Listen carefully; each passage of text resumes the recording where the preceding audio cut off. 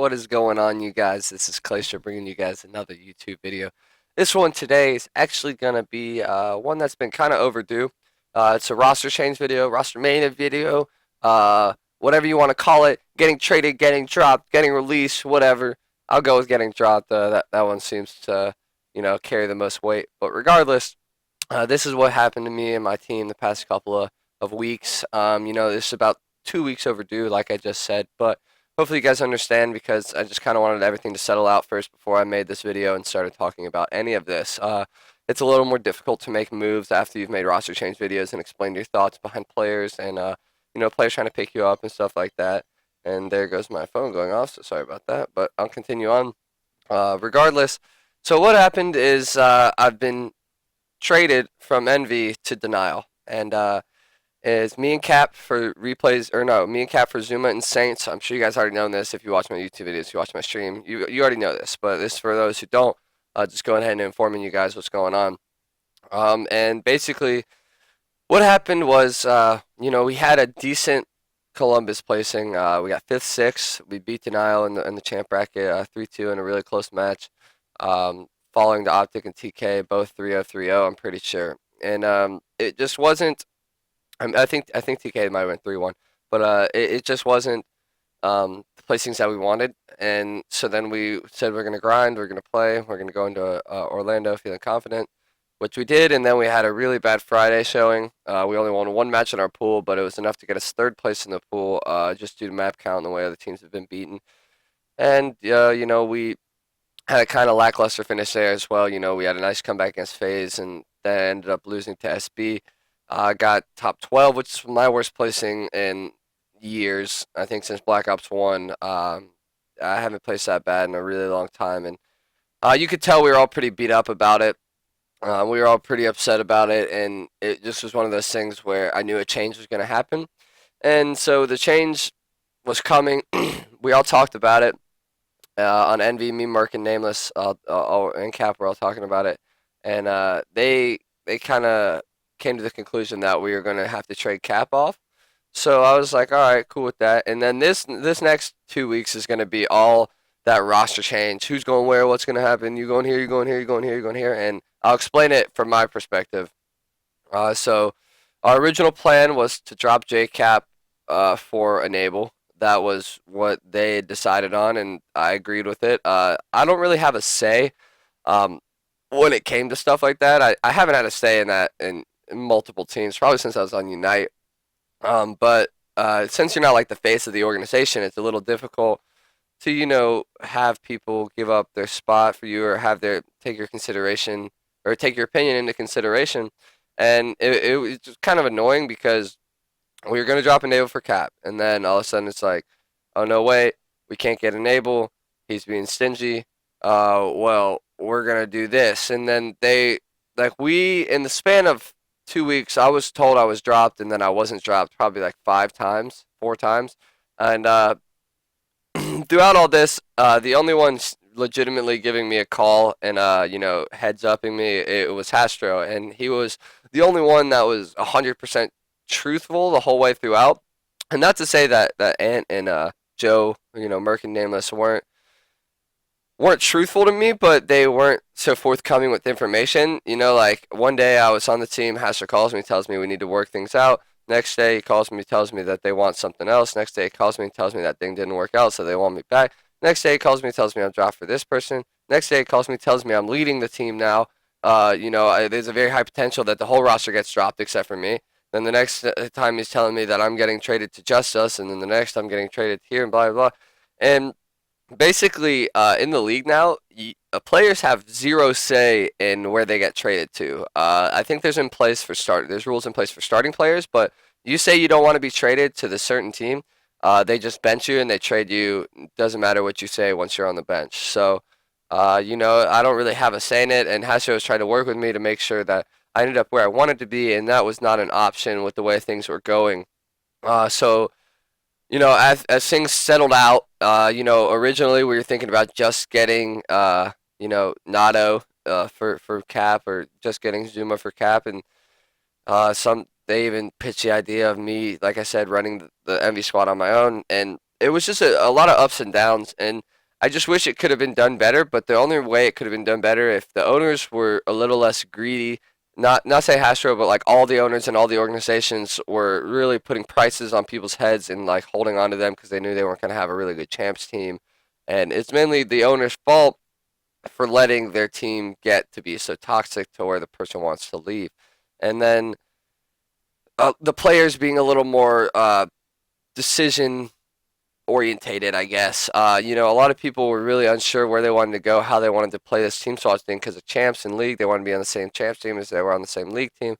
I was scrimming with Ricky and Bose a little bit. We tried out, Miracles, Mochilla, Parasite. We tried out a bunch of fours, and they were really the team that was looking the best to me prior to me even getting traded off Envy or anything. So then we kind of went from there. I kind of knew I wanted to team with Bose and Ricky, and there wasn't a really good way to get me on Prof with them. And so, what we were going to try and do is like a three-way trade thing. Like I go to here for these players, and that team trades me for these players. And it boiled down to finally me just giving them a call and being like, all right, like I'm not teaming with Envy anymore. Like I'm not on this team anymore. I don't want to be on this team. I don't feel welcome on this team. I know that they don't want to play with me. I need to change the scenery. I need to branch out and play with some other players because, especially at the early stages of the game, it's really beneficial to play with a lot of different players, especially pro players, because of how much different stuff you can learn from each of them. Every time I played with somebody, I'd learn something new from them. And, I just wanted to play with really smart, intelligent players, and Ricky's one of those players. So then, I got traded to Denial for Zuma and Saints. And like I said, I didn't really have a say in it. They just were like, we want these two players. This is the only way I can get these two players. Once you're there, you figure out what you want. And so I was like, all right. And I was a little apprehensive about, being on a team with Cap, Replays, and Attach. I wasn't really impressed with Cap after his performance at Orlando. And Replays and Attach, I know they were both really good players, but I've never played with them before. I've known Replay since COD 4 2008. And I've known Attach since he's been around the scene, but I've never really played with them, and I really wanted people that uh, I knew had what it takes to do well at champs, and not even do well, but to win champs. And I honestly felt like Bose has been in that situation before, Sovereign Dom, but I'm sure he let his entire mindset reset, and Ricky is one of those level-headed, calm players that you can just always count on. So then when I got traded to Denial, I was kind of like not unhappy. I was just like, all right, well, they didn't want me on that team either. That's also something I wanted to bring up.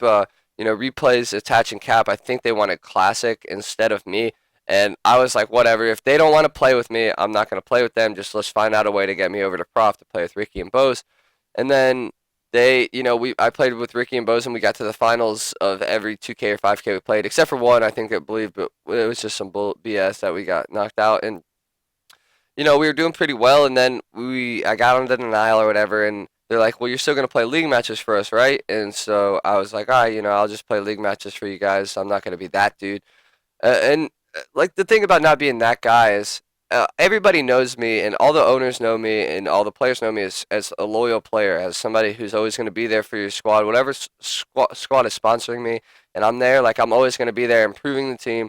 I'm always going to be there trying my hardest to win. You're never going to see me give up in any kind of match. You're never going to see me lose my composure. And I've been in this situation so many times before now that the best thing to do is just keep your head up high, play your game well, and people will recognize and realize that, you're still a top player. And so that's what I was doing. I was just like, all right, yeah, I'll play your Denial matches, some to stream as well. And we played against OG our very first time ever playing together, and we beat him on comeback uplink off host, and we were like, wow, like we were down 0-2 in the series and came back and brought it back to the last map, lost 6-4, but we still beat him on comeback uplink and biolab CTF pretty bad. So I was like, oh wow, maybe this team does have what it takes. Like maybe this team is actually really good, and it's one of those weird things where the players don't look good on paper. Like you look at that team on paper, like Replays, Attached, JCap, and Clayster, like it looks like a weird team on paper, like a really weird team. And it's just one of those things where it just happened, like all the puzzle pieces fit together perfectly. Like this guy's weakness is my strength and my weakness is my other teammate's strength, all the way in a circle to where we like fully complement each other, and there's no real weakness in the team right now. Like I said, I was really unhappy with JCap's performance in Orlando, but after playing with him these past couple of league matches, these past couple of tournaments, 2Ks, 5Ks, I've been really impressed with the way that he's stepped up, reset his mindset, come back into it with people, roasting him, and people have been roasting me too, and I feel like we've both elevated our gameplay up to the next level. And that may be due to us not being on Envy anymore. Maybe that due to us having a more defined role on Denial.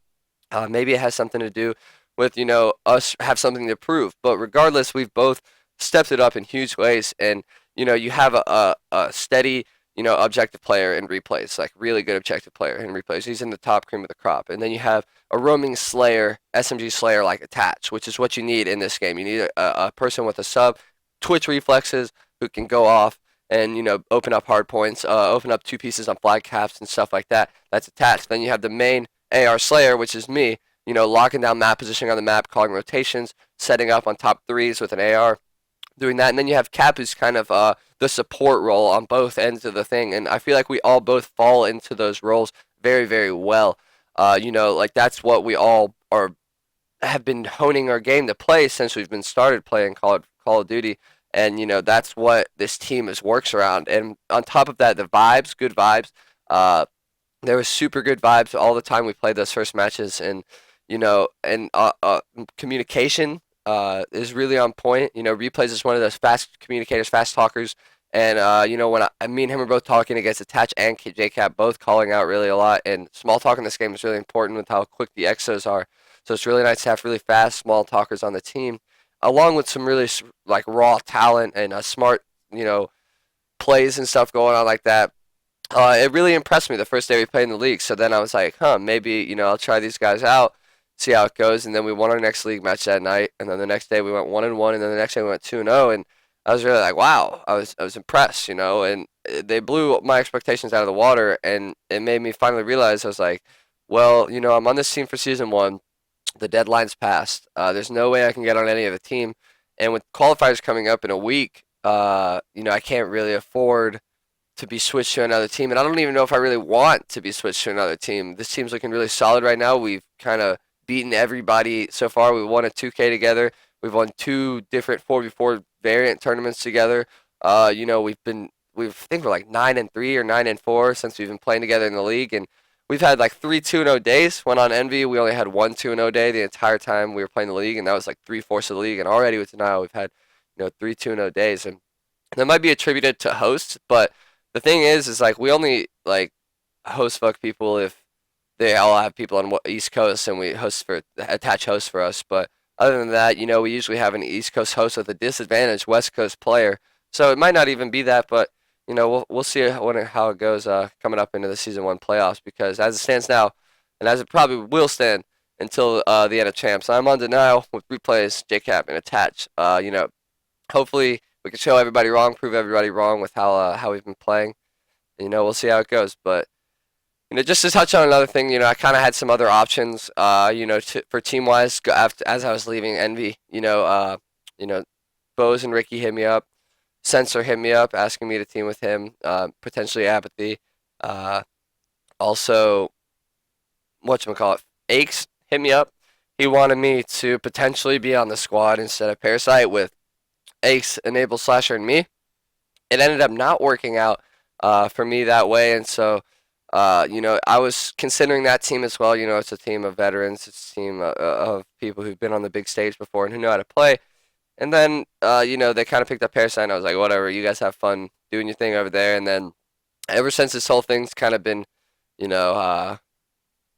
dropping down or whatever, there's been some communication there, but not from my part. I've been doing well with my team, and I'm completely comfortable with my team. So that's to settle all the ROSTERMANIA questions. I think we're going to be sticking together, all of us on Denial, throughout the rest of Season 1 and Champs. So I hope you guys enjoyed this video. I hope it explained a few things. It's running a bit long now, about 15 minutes.